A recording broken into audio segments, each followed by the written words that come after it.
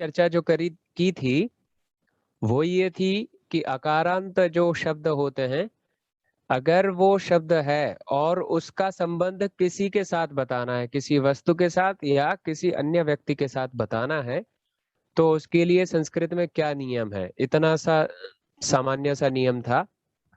तो हमने देखा था कि अगर हमें कहना है कि राम का घर, मुकेश का घर, मुकेश की पुस्तक, अनुज का मित्र, तो कुछ नहीं करना था, नाम लिखना था, उसके बाद शेयर लगा देना था। इतना सा नियम था, बिल्कुल छोटा। तो रामस्य यानी राम का पुस्तकम, कृष्णस्य गृहम, अमितस्य कार्यालयम, कार्यालयः, हाँ कार्यालयम नहीं होगा, कार्यालयः, विशालस्य पिता, प्रदीपस्य भगिनी, अथर्वस्य भ्राता, हितेशस्य नगरम। इतना सा, इससे संबंधित आप अनलिमिटेड वाक्य बना सकते हो। संस्कृत में जहां भी अकारांत दिखेगा और उसका संबंध किसी से बताने का नियम अगर संस्कृत में होगा तो आप कहीं भी समझ आएंगे। इतना सा नियम है, बहुत सरल है, बहुत इजी है। अब इसके बाद जो दूसरा नियम दिखा, आकारांत यानी बड़ा आ से अंत होने वाले शब्दों के लिए लिखा। और जनरली देखा जाता है कि आ से जो अंत होते हैं शब्द संस्कृत में, वो प्रायः स्त्रीलिंग ही होते हैं। जैसे राधा है, सीता है, माला है, कविता है, सविता है, अजा, पूजा, ये सारे शब्द जो हैं वो आ से अंत होने वाले हैं और सभी स्त्रीलिंग हैं। जैसे राधा याहा, अब यहाँ पैटर्न इजीली समझा जा सकता है। कौसल्यायाः, गंगायाः, सवितायाः, पूजायाः, मालायाः, बहुत इजी है। वहां पर नाम लिख करके स्य लगाना था और यहाँ पर नाम लिख करके याहा लगाना है। इट्स वेरी सिंपल कि केवल नाम लिखिए और याहा लगाइए, काम हो जाएगा। जैसे राधा है, याहा लगाइए तो राधा याहा, कौसल्या तो कौसल्यायाः, गंगा तो गंगायाः। बस इतना सा इसमें नियम था, बहुत इजी। अब उसके बाद तीसरा जो नियम था, इसको मैं सारे नियम रिव्यू कर दे रहा हूँ, रिवाइज कर दे रहा हूँ। इकारांत लिए था, तो इकारांत तो संस्कृत में ए हो जाता है। तो यहाँ कुछ ज्यादा कुछ अंतर है ही नहीं। इतना ध्यान रखना है कि ई को ए होता है, छोटी सी बात ध्यान रखनी है। तो जैसे कवि है तो कवे हो जाएगा और विसर्ग तो है ही, तो कवे है पुस्तकम, हरे है गृहम, गिरे है औषधि, कवे है, कपे है पिता, कपे है भगिनी, कवे है कविता, हरे है पत्नी। इतना सा सरल नियम था कि ई को ए कर दो, बाकी विसर्ग ऐसा कैसा रहेगा। अकारांत में स्य लगना है, आकारांत में याहा लगना है और इकारांत में ए बनना है। और उसमें कुछ अंतर नहीं होता है और उसका संबंध किसी वस्तु या व्यक्ति के साथ बना सकते हैं, लगा सकते हैं। और इससे संबंधित अनंत वाक्य आप बना सकते हैं, जितने बन सकते हैं उतने आप वाक्य संस्कृत में बना सकते हैं इससे संबंधित। अब आज का जो अध्याय है वो इस प्रकरण का तीसरा अध्याय इसको दिया है नाम, क्योंकि हम वन बाय वन बहुत इजीली और आसाम से समझ रहे हैं। आप अगर इस संपूर्ण प्रकरण को, संपूर्ण ये जो संबंध प्रकरण जिसको हमने नाम दिया है, इसको अगर इस विधि से समझ लेते हैं तो संस्कृत में संबंध जैसा कोई भी टॉपिक आएगा, किसी भी व्यक्ति का किसी भी अन्य व्यक्ति या वस्तु से संबंध जब भी बताना होगा, तो आप उसको इजीली बता पाएंगे। जहां भी कोई भी शब्द दिखेगा, जहां भी उसका संबंध से जैसा रिलेटेड शब्द दिखेगा, आप उसको कर पाएंगे। उदाहरण स्वरूप अगर हम देखें कि गीता का एक श्लोक है फेमस, यदा यदा ही धर्मस्य, यदा यदा ही धर्मस्य। अब यहाँ धर्म एक शब्द है जो कि अकारांत है, स्य लगाया है तो वहां हो गया है धर्मस्य, धर्मस्य हो गया है। इसका अर्थ है सिंपल सा कि धर्म का। तो कितना आसान है कि वहां हमने समझ लिया धर्म का। अर्जुनस्य कहीं अगर शब्द आ रहा है तो उसका मतलब हो जाएगा अर्जुन का। अगर वहां कृष्ण से शब्द आएगा तो वहां हो जाएगा कृष्ण का। भीम से अगर कहीं शब्द बनता है तो भीम का। धृतराष्ट्र से शब्द बनता है तो धृतराष्ट्र का। पूरी गीता में इससे संबंधित अगर कोई शब्द दिखता है उसका आप अर्थ इजीली बहुत आसानी से बना सकेंगे। कितना सरल है। अगर यहाँ आकारांत की देखें तो आकारांत में जैसे मान लीजिए कोई शब्द है गंगायाह, तो आप बिल्कुल आसानी से बता सकते हैं कि ये गंगा का है। अगर वहां शब्द आ रहा है गीतायाह, तो बहुत आसानी से बता सकते हैं कि ये गीता का, गीता की, गीता के, ऐसा कहना चाह रहे हैं। अगर वहां इकारांत है तो वहां एहे बन जाएगा, जैसे कवे है, कवि का। इस तरह से शब्द बनेगा। रवे है, जैसे सूर्य के लिए शब्द रवि होता है, तो अगर कोई शब्द कहीं भी श्लोक इत्यादि में आता है तो रवे है बन जाएगा, रवि का। इस तरह से आपका शब्द बन सकता है। इस तरह से वाक्य के अर्थ और इजीली आप उनको समझ सकते हैं। जैसे किसी भी कविता या कहानी में अगर शब्द आए देशस्य, तो इसका अर्थ है देश का। इस तरह से आप बना सकते हैं। अब आखिरी जो प्रकरण, वैसे तो आखिरी नहीं है, इसके बाद एक और रहेगा जो फाइनल रहेगा। इसको कंप्लीट करने के बाद आपको संबंध से संबंधित कहीं भी कैसा भी प्रकरण देखेगा, किसी भी प्रकार का प्रसंग देखेगा, आप उसका अर्थ हर जगह कर पाएंगे। ये मेरा दावा है। अधिकांश प्रयोग हमने सीख लिए हैं, आप इनको बहुत अच्छे से कर पाएंगे हर जगह। तो वो कंप्लीट करने के बाद आपको किसी प्रकार की समस्या नहीं आएगी।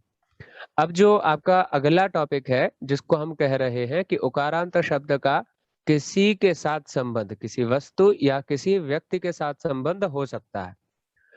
तो उकारांत, यहाँ उकारांत शब्द है वो एक्चुअली इकारांत दिख रहा है, तो वो उकारांत समझिए उसको, प्रिंटिंग मिस्टेक है। तो उकारांत शब्द उन शब्दों को कहते हैं जिनके अंत में उकार यानी ऊ होता है। और हम जानते हैं उकार मतलब होता है ऊ। संस्कृत में वो उकार भी कहा जाता है। इस वजह से इसको उकारांत कहते हैं, क्योंकि उकार उसके अंत में है। जैसे उकारांत शब्दों के कुछ उदाहरण हम देखें तो गुरु, साधु, भानु, जिज्ञासु, प्रभु, इस तरह के जो शब्द हैं जिनके अंत में सब में ऊ आ रहा है, ये सभी उकारांत हैं और बहुत सरल शब्द हैं। अब उसके लिए नियम क्या है? इतना इजी है, इतना इजी है कि एक शब्द बोलकर नियम खत्म, एक वाक्य बोलकर नियम खत्म, इतना इजी है। जिस तरह से वहां ई को ए हो रहा था और कुछ परिवर्तन नहीं था, और यहाँ ऊ को ओ है, कोई भी अंतर नहीं है, कोई भी परिवर्तन नहीं है। आप देखिए यहाँ पैटर्न पहचानिए। गुरुहु था तो गुरो हो गया, ओ लग गया। प्रभु था तो प्रभो हो गया। साधो हो गया। भानो हो गया। जिज्ञासो हो गया। गुरो हो, भानो हो। इतना सरल है। अब आप यहाँ समझिए, वाक्य भी बोलिए। अभी मैं आपसे बात करता हूँ। चलिए महोदय, आप अब अगर बोल सकें, सुन सकें तो प्लीज अभी रिस्पॉन्स कीजिए। गुरु हो शिष्य। गुरोः शिष्यः, सुंदरम वाक्यम। हाँ, ईशिका आप बनाइए। गुरोः समाधि। हाँ, आपकी आवाज कम आ रही। गुरोः समाधि। ईशिकेशवी आप बनाओ। हेलो। हाँ सर। प्रभु हो आश्रम। हाँ, प्रभोः आश्रमः, गुरोः आश्रमः, बहुत सही। आप दूसरे वाक्य बना सकते हैं और आप चाहें तो इसमें से भी वाक्य बोल सकते हैं। ईशिका बोलिए।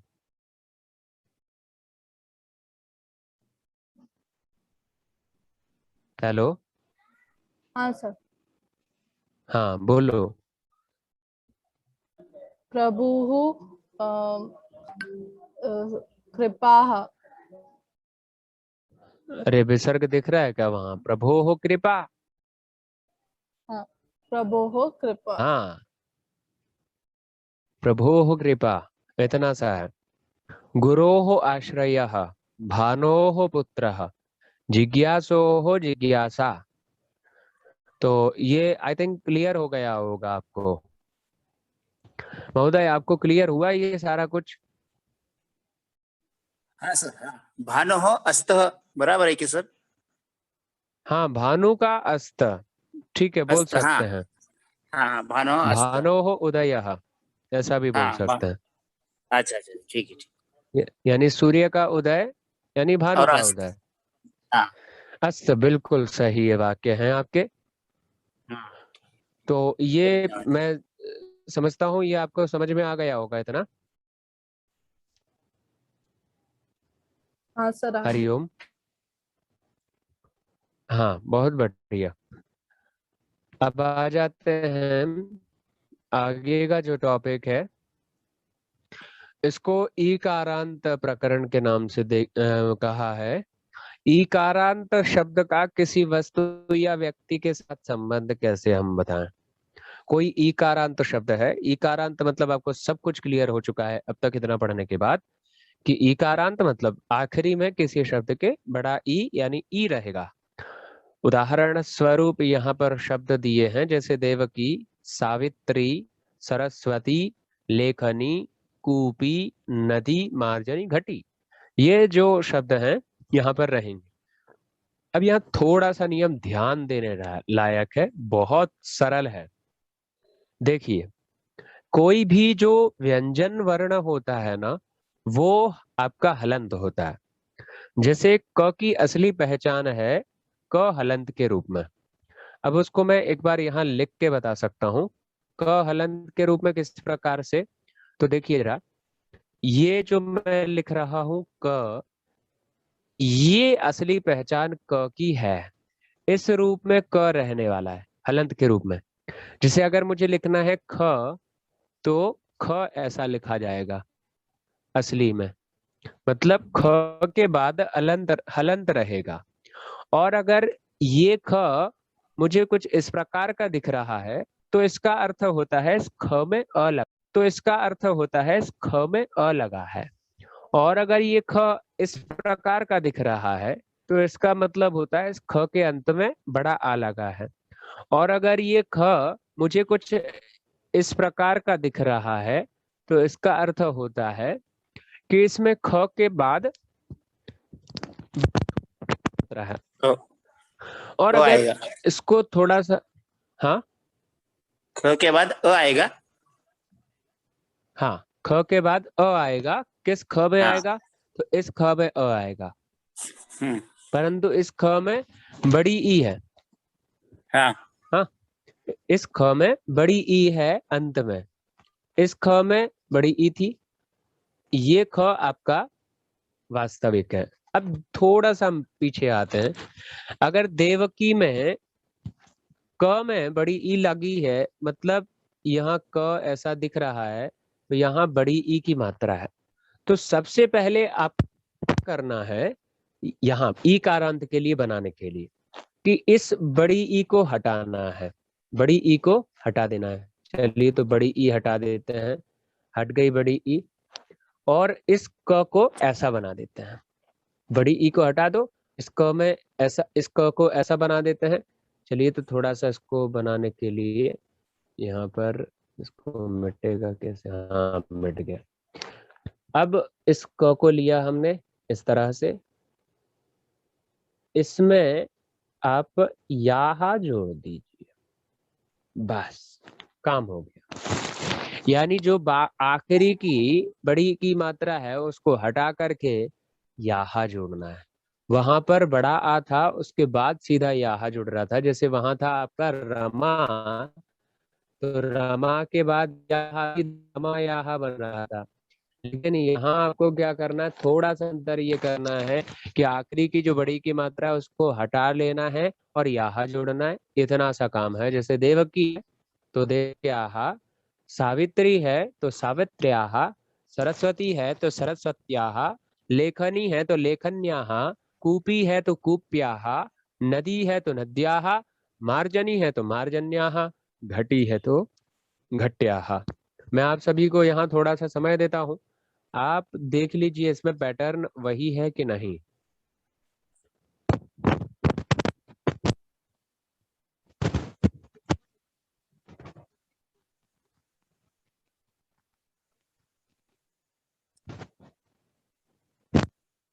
ये समझ में आ गया? हाँ सर। हाँ। हाँ, बहुत बढ़िया। महोदय, अब आप वाक्य बोलिए इसमें। रामाय पुत्रः। नहीं, रमाया हाँ? वो तो था, ठीक है, आकारांत के लिए था। अब हाँ। आप इसमें ईकारांत शब्दों से संबंधित वाक्य बोलिए। अच्छा। हाँ,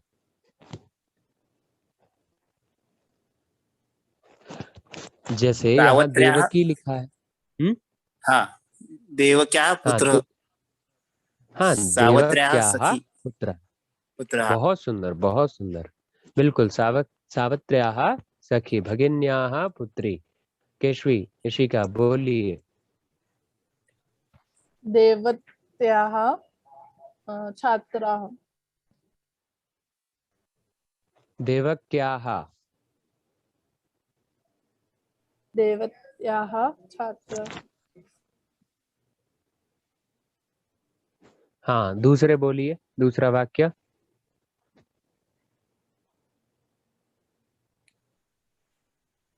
पठित्याः पुत्रः। पठित्याः।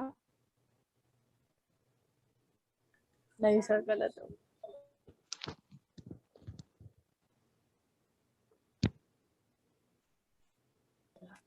भगिन्याः पुत्री। हाँ, भगिन्याः पुत्री।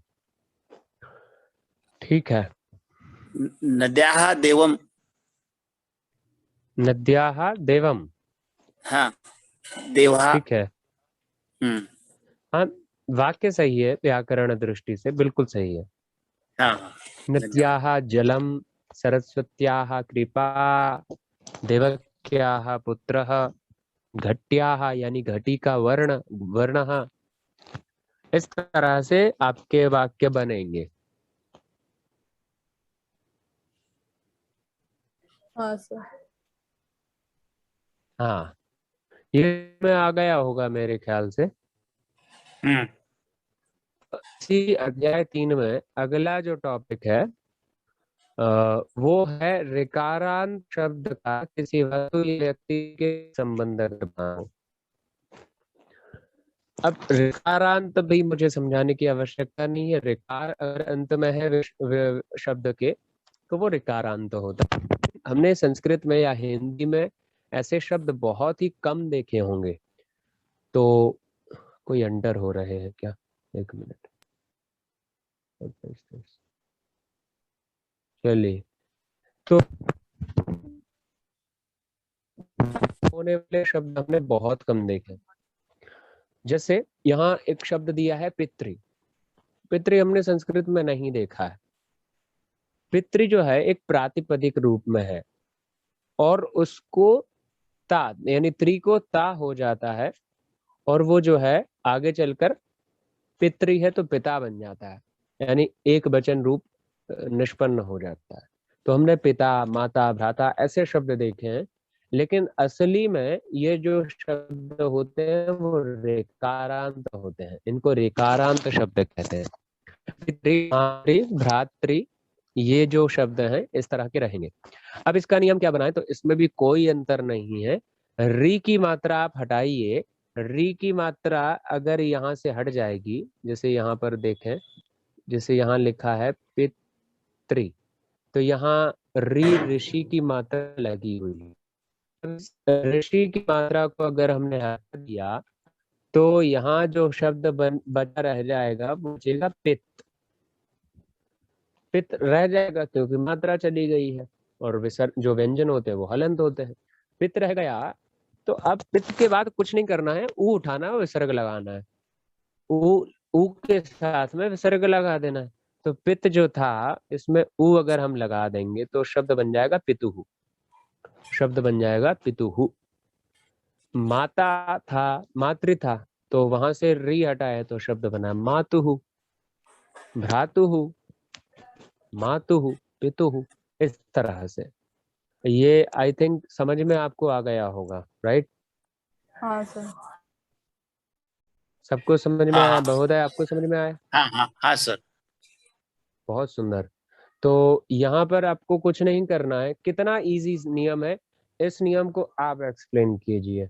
नेटवर्क वैसे सही लग रहे हैं आपकी ओर से, बताइए क्या है नियम ये। रू जो है रू उसको निकाल के, हाँ हाँ हाँ, पितृ जो रू है तो निकाल के त है उसको वेलांट नीचे से देना है, हाँ ठीक है, हो वो जाएगा उसका बिल्कुल हलंत हो जाएगा, हाँ, पित हो जाएगा, ऐसा हो जाएगा, ठीक है। पितु पुत्र, और फिर उसमें, हाँ उसमें ऊ लगा देना ऊ लगा देने का है ना। हाँ, हाँ फिर बाद में आपको यहाँ पर ऊ लगा देने का है, ये लो भैया, ऊ लग गया, पितु। और विसर्ग तो लगा देने का है, खत्म, है ना। तो ये जो आप हाँ, इसको री कहें या रू कहें, दोनों एक ही बात है, महाराष्ट्र में वैसे इसको रू कहा जाता है। हाँ, हाँ, हाँ, तो पितु, जैसे पितृ है तो पितृ से पितुहु बन जाएगा, मातृ हाँ, से मातुहु बन जाएगा, भ्रातृ से भ्रातुहु बन जाएगा। इस तरह से शब्द बनाने हैं।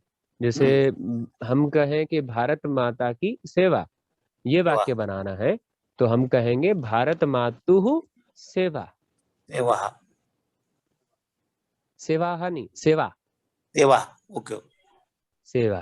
सेवा, जनरली प्रायः जो स्त्रीलिंग शब्द होते हैं उनके बाद विसर्ग हाँ, कम ही होता है, बहुत कम होता है। तो ये जो लिंग भेद है, इसका जब हम टॉपिक पढ़ेंगे, उस टॉपिक में हाँ, लिंग भेद पढ़ लेंगे, और उसके बाद फिर कभी भी डाउट ऐसा नहीं आएगा। तो अभी वैसे मीटिंग ओवर होने वाली है, तो कुछ टॉपिक और चर्चा अगर बची है तो अगर हम आउट हो जाते हैं फिर से ज्वाइन हो जाएंगे। अब आप मुझे मातुः बताइए पुत्र, महोदय, इतना पूरा समझ में आए? हाँ, मातुः पुत्र, मातुः पुत्रः, बिल्कुल सही, बिल्कुल सही है, मातुः हाँ, पुत्रः। मातुः पुत्र, आगे और एक दो वाक्य बोलिए। भ्राता, भ्रातृ, भ्रातः, पुत्र, पुत्र, हाँ हाँ, भ्रातुः पुत्रः, भ्रातुः पुत्र, भ्रातुः स्नेहः, चलेगा, हाँ, भ्राता का स्नेह, ठीक है। हरिओम, इस मीटिंग ओवर? नहीं। पित, नहीं सर। पितुः आशीर्वाद, पितुः आशीर्वादः, बहुत सही, बहुत सही। वो वहाँ पर तो ठीक है, बड़ी ई होना चाहिए यहाँ पर। हाँ, पितुः आशीर्वादः, बिल्कुल आशीर्वाद, सही कहा आपने,